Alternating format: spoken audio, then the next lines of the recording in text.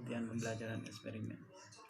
Pembelajaran eksperimen adalah suatu strategi pembelajaran dalam menyajikan atau pembahasan materinya melalui percobaan serta mengamati secara proses serta menulis hasil percobaannya. Kemudian hasil pengamatan itu disampaikan ke kelas dan dievaluasi oleh guru.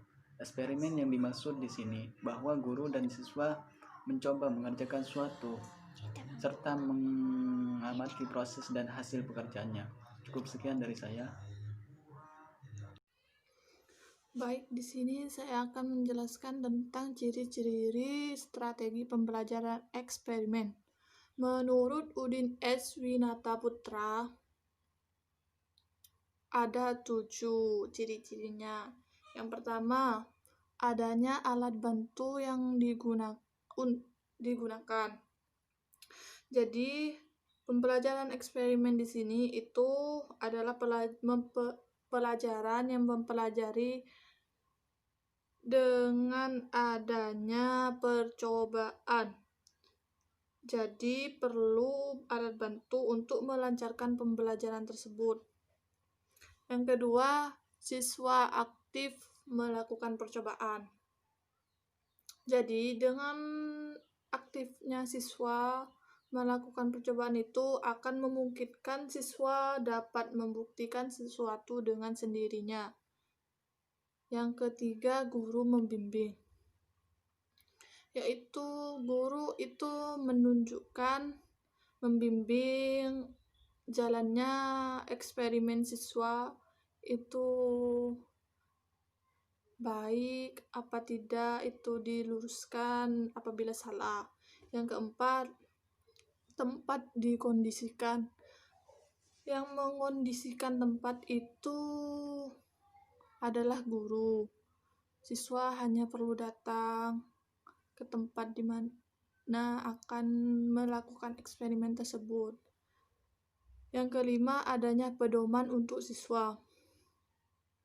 Maksudnya di sini itu kayak buku gimana caranya melakukan percobaan tersebut. Yang keenam, adanya topik yang dieksperimenkan. Di sini guru akan mencari topik apa yang akan siswanya eksperimenkan, apa yang akan dipercobakan nanti. Yang ketujuh, adanya temuan-temuan. Di sini strategi pembelajaran eksperimen ini tidak bisa dilakukan secara online. Harus adanya pertemuan-pertemuan. Jadi itu bisa dibuktikan secara langsung, tidak hanya bacaan di buku saja. Begitu. Terima kasih. Halo, assalamualaikum warahmatullahi wabarakatuh. Perkenalkan, nama saya Nurila Salani, NIM T 2019-70990. Saya di sini akan melanjutkan penjelasan dari pemateri sebelumnya. Yang akan saya jelaskan yaitu deskripsi pembelajaran langsung. Menurut Cardy, pembelajaran langsung merupakan suatu model pembelajaran dari pendekatan yang bersifat teacher center. Pada penerapan pembelajaran langsung, guru yang akan langsung mengarahkan pembelajaran itu.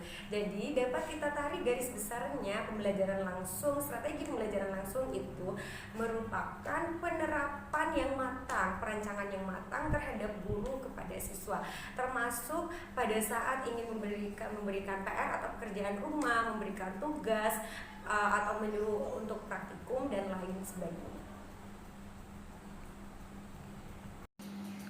Baik, selanjutnya saya akan menjelaskan tentang langkah-langkah pembelajaran eksperimen.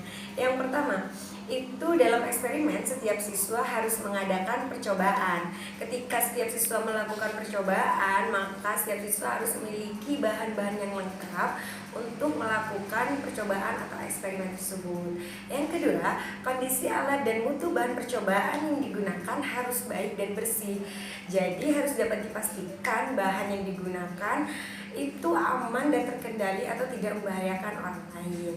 Yang ketiga, pengalokasian waktu yang cukup, karena kita juga, para siswa juga masih dalam tahap proses belajar, jadi kita harus memberikan waktu yang cukup kepada para siswa supaya mereka dapat memahami, lalu dapat membuktikan apa yang ingin mereka ketahui. Lalu yang keempat, peserta didik perlu diberi petunjuk yang jelas, perlu diberi petunjuk yang sejelas-jelasnya, karena ketika para siswa atau para peserta didik tidak diberi petunjuk yang jelas, maka para peserta didik akan bingung, dia akan melakukan step by stepnya dari mana. Jadi sebagai guru kita harus memberikan petunjuk yang jelas untuk memudahkan eksperimen tersebut.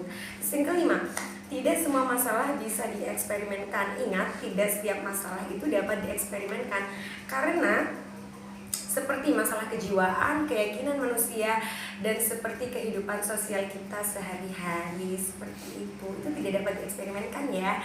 Sekian dari saya. Baik, di sini saya akan menjelaskan tentang kelebihan dan kekurangan pembelajaran eksperimen.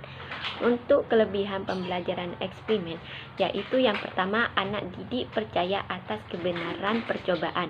Mengapa saya mengatakan demikian?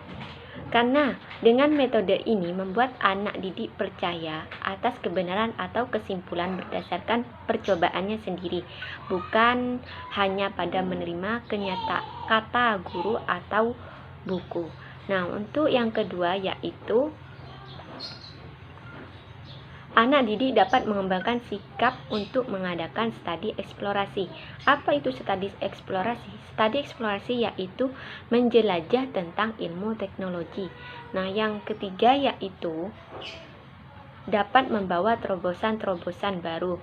Nah, untuk terobosan-terobosan baru ini dengan penemuan sebagai hasil percobaan yang telah diharapkan dan bisa bermanfaat bagi kesejahteraan hidup manusia. Nah, untuk kelebihan eksperimen itu, sekarang kelemahan eksperimen. Kelemahan eksperimen yaitu memerlukan berbagai fasilitas, peralatan, dan bahan. Jika tidak ada fasilitas ataupun bahan, maka percobaan atau eksperimen tidak akan berjalan dengan lancar. Yang kedua yaitu jika keterbatasan alat atau fasilitas, maka tidak semua siswa bisa melakukan percobaan. Nah, sehingga harus bergantian. Dan yang ketiga yaitu metode eksperimen ini menuntut ketelitian, keuletan, dan kesabaran atau ketekunan dalam melaksanakan percobaan.